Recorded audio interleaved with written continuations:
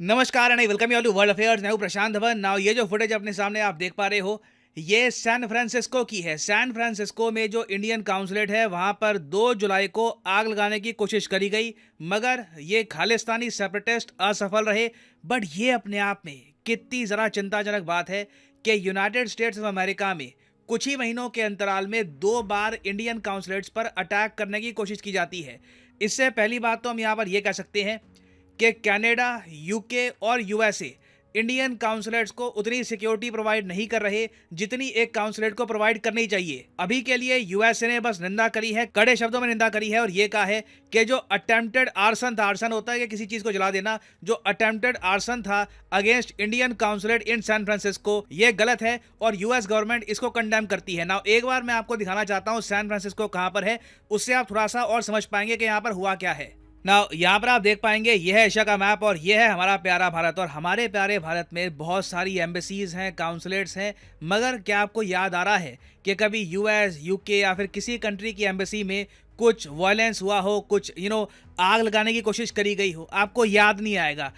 Even Israel की भी embassy है इंडिया में, और आसपास के आप कंट्रीज देख लो, अफगानिस्तान, पाकिस्तान, ईरान, तब भी इजराइल की एम्बेसी में, बिल्डिंग में अंदर जाके कभी अटैक नहीं हुआ। कभी ऐसा देखने को नहीं मिला कि किसी कंट्री का जो झंडा है ये कोई लोग नीचे कर रहे हैं। तो जो आज के समय यूके, कनाडा और यूएसए में हो रहा है ना, ये चिंताजनक है। और जो सैन फ्रांसिस्को का केस है ना, इट इज़ शॉकिंग। क्योंकि मैं आपको दिखाऊं, देखो ये यूएसए है, यूएसए की जो राजधानी है ये है वॉशिंगटन डीसी। वॉशिंगटन डीसी में आपको मिलेगी इंडियन एम्बेसी। देखो एम्बेसी काउंसलेट में फर्क होता है। एम्बेसी में मेन आपके एम्बेसडर बैठते हैं, काउंसलेट एम्बेसी से कुछ पायदान नीचे आती है। काउंसलेट में काम छोटा होता है, यूजुअली एक रिलेटिवली छोटी बिल्डिंग होती है कंपेयर टू एन एम्बेसी। मगर एक काउंसलेट पे अटैक होना, वो भी यूएसए की सबसे बड़ी जीडीपी वाली स्टेट में, एक बहुत बड़ी बात है। यहाँ पे आप देख पाओगे ये है कैलिफोर्निया। इसके बारे में आपने बहुत बार सुना होगा।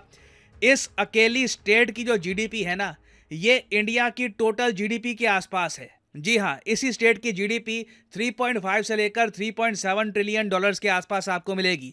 और इनका एक बहुत ही इंपॉर्टेंट शहर है सैन फ्रांसिस्को। यहाँ पे बहुत सी जो मेजर अमेरिकन कंपनीज हैं उनके हेडक्वार्टर्स आपको मिलेंगे। बहुत ही पॉश इलाका है ये।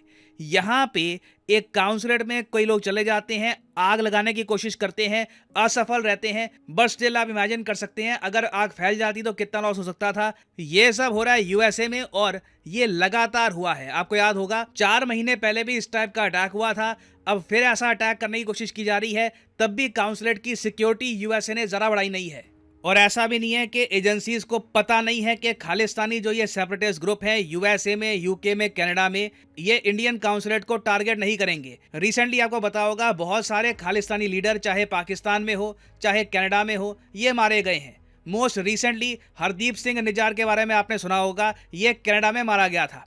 अब ये जो खालिस्तानी जो ग्रुप्स है ना, ये रिवेंज करने की कोशिश कर रहे हैं, बदला लेने की कोशिश कर रहे हैं। इनको लगता है कि इंडिया ने ऐसा किया है और अब बदले में ये इंडियन डिप्लोमेट्स को टारगेट करेंगे। इस पर आप देखोगे बहुत सी रिपोर्ट्स पब्लिश हुई हैं कि agencies on high alert as Khalistani entities plot revenge by targeting Indian diplomats. और हाँ, इंडियन डिप्लोमेट्स को मारने की यहाँ पर इन्होंने धमकी भी दी है। यहाँ पे आप देख पाओगे एक आर्टिकल, 2 इंडियन डिप्लोमेट्स की अलग से फोटो छाप दी गई एक प्रो खालिस्तानी पोस्टर में इन कनाडा। यहाँ पे आप देख पाओगे एक कनेडियन जर्नलिस्ट ने ये पोस्टर शेयर किया है। यहाँ पर आप देख पाओगे इंडियन डिप्लोमेट्स की फोटो लगा दी है और ऊपर यहाँ पर लिख दिया है किलर्स इन टोरंटो। तो सिचुएशन देखिए बिल्कुल बहुत ही ज्यादा सीरियस है। डॉक्टर एस जयशंकर ऑलरेडी कह चुके हैं कि हमारी डिप्लोमेट्स की सिक्योरिटी अगर स्ट्रांग नहीं हुई और ऐसा ही अटैक्स होते रहे हमारी एम्बेसीज पर, काउंसलेट्स पर, तो इससे दोनों कंट्रीज के रिलेशंस भी इंपैक्ट हो सकते हैं।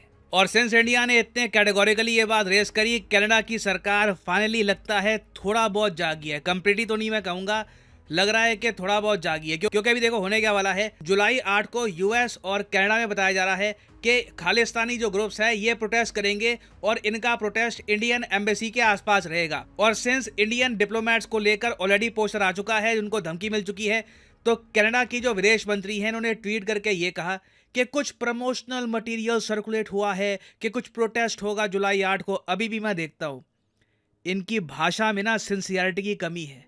ये कोई छोटी बात नहीं है कि किसी कंट्री के डिप्लोमेट्स की फोटो लगाकर धमकी दी जा रही हो कि उनको टारगेट किया जाएगा। तब भी ये कह रही हैं कि कुछ प्रमोशनल मटेरियल है जो सर्कुलेट हो रहा है। खैर, इसके नीचे आगे ये एक लिखती है कि एक वियना कन्वेंशन है, इंटरनेशनल ट्रीटी है, उस पर कनाडा ने साइन कर रखा है। उसके हिसाब से जो डिप्लोमेट्स कनाडा में हैं उनकी सेफ्टी की जिम्मेदारी कनेडियन गवर्नमेंट पे आती है। जी हाँ, ये बात बिल्कुल सही है। इंडिया में आप देखोगे, इसलिए एम्बेसडर्स की सिक्योरिटी और डिप्लोमेट्स की security Indian government top priority पे रहती है, क्योंकि इंटरनेशनल लॉ के हिसाब से जो राजदूत आपके देश में हैं उनकी सेफ्टी आपकी जिम्मेदारी है। तो इसलिए ये आगे ऐड करती हैं कि कनाडा इंडियन गवर्नमेंट से बिल्कुल बातचीत कर रहा है, क्लोज कॉन्टैक्ट में है, और ऐसा जो ये प्रमोशनल पोस्टर है ये अनएक्सेप्टेबल है। मगर मैंने एक बात नोट करी है कि खालिस्तान को कहीं पर कंडेम नहीं किया, खालिस्तान की जो डिमांड है उसको कहीं पर कंडेम नहीं किया। जो एक बार को स्ट्रॉन्ग वर्ड्स कनाडा को यूज करने चाहिए थे वो अभी भी ये लोग यूज नहीं कर रहे। और मैं आपको ये बता दूं, अगर रोल रिवर्स होता, कैनेडियन डिप्लोमेट्स की बात हो रही होती इन इंडिया, कनाडा के पीएम आज के समय ओपनली डिमांड करते हैं इंडिया को कि जी हमारे डिप्लोमेट्स की सेफ्टी आप करो, नहीं तो हम अपनी जो सिक्योरिटी फोर्सेज हैं ये भेजेंगे इंडिया में। और आई थिंक अब टाइम आ चुका है कि इंडिया ओपनली इस ट्रीटी के बारे में बात करे, यूएसए को, कनाडा को, यूके को ओपनली कहे कि देखो ये प्रॉब्लम जो है ना खालिस्तानी सेपरेटिस्ट की, ये उतनी बड़ी नहीं है कि तुमसे हैंडल ही ना हो पाए। मैं आपको एक बात बताता हूँ, ये जो कनाडा की मिनिस्टर हैं, ये जो इन्होंने यहाँ पर ट्वीट करी है ना, मैं इनके नीचे देख रहा था, कई सिख्स हैं, पेट्रियोटिक सिख्स, उन्होंने ये कहा कि कनेडियन विदेश मंत्री को समझना चाहिए कि गवर्नमेंट ऑफ कनाडा की रिस्पॉन्सिबिलिटी है कि इंडियन डिप्लोमेट सेफ रहे, और एक बार को गवर्नमेंट ऑफ इंडिया को यह भी सोचना चाहिए कि कनाडा के साथ डिप्लोमेटिक रिलेशंस खत्म कर दो। ये जो ऑनलाइन कंडेमनेशन हो रही है ना, कि ऑनलाइन लिख दिया कि हम इसकी आलोचना करते हैं, ये काफी नहीं है। देखिए, सिख्स इंडिया के, इवन मैं कहूंगा कनाडा के भी जो ज्यादातर सिख्स हैं वो इंडिया को बांटने के आइडिया को बिल्कुल सपोर्ट नहीं करते। कुछ हैंडफुल लोग हैं जो लगातार ऐसी एक्टिविटीज कर रहे हैं, तो इनको रोकना इतना मुश्किल है नहीं। अगर यूएस, कनाडा, यूके सीरियसली इस इशू को डील करे तो ये प्रॉब्लम्स आएंगी नहीं। तो मैं यहाँ पर सिंपली यही कहूंगा कि टाइम आ चुका है कि इंडिया वियना कन्वेंशन का इशू ओपनली उठाए, ऑफिशियली उठाए इन सब कंट्रीज के साथ, कि अगर आप हमारे डिप्लोमेट्स को सिक्योरिटी नहीं प्रोवाइड कर पा रहे तो हम लोग अपनी तरफ से अपनी सिक्योरिटी एजेंसीज भेज सकते हैं आपके देश में, टू मेक श्योर कि हमारे काउंसलेट्स और एम्बेसी सेफ रहे। और आप समझ सकते हैं इंडियन सिक्योरिटी एजेंसीज इतनी कैपेबल हैं कि ये जो हैंडफुल लोग हैं इनको हमारी एम्बेसीज और काउंसलेट से दूर रखें। तो अब देखना होगा कि 8 जुलाई को होता क्या है। अगर 8 जुलाई को फिर से इंडियन काउंसलेट या एम्बेसी पे कुछ ये लोग प्रोटेस्ट करते हैं, वहाँ पर इंडिया का फ्लैग नीचे कर देते हैं, वैंडलिज्म की कोशिश होती है, तो इंडिया को कहीं ना कहीं कुछ बड़े कदम उठाने होंगे टू मेक श्योर कि हमारे डिप्लोमेट्स कनाडा में, यूएस में और जगह सेफ रहें। क्योंकि अगर ये सब कंट्रीज ये एक्शन नहीं लेंगी, India will have to take the action itself. और फाइनली यहाँ पर मैं ये भी ऐड कर दूं कि आप किसी भी एग्जाम की तैयारी कर रहे हैं, चाहे एसएससी, यूपीएससी, बैंक, आप परचेज कर सकते हैं अनअकैडमी के क्वालिटी कोर्सेज। कमेंट सेक्शन में जाइए, पिन कमेंट में यहाँ पे आपको मिलेंगे link. For example let's say आपको प्रिपेयर करना है यूपीएससी के एग्जाम के लिए, तो यूपीएससी के लिंक पर यहाँ पर करिए क्लिक, और यहाँ पे आप परचेज कर पाएंगे अनअकैडमी का यूपीएससी कोर्स। बट जो प्राइसेस यहाँ पर लिखे हैं, don't ever pay these prices. Simply यहाँ पर कोड डालिए PD10 and the prices will start falling and you will be able to save a lot of money. So use the code PD10 and save money. और इसी note के साथ ये है video कांत। Thank you for listening. May the gods watch over you.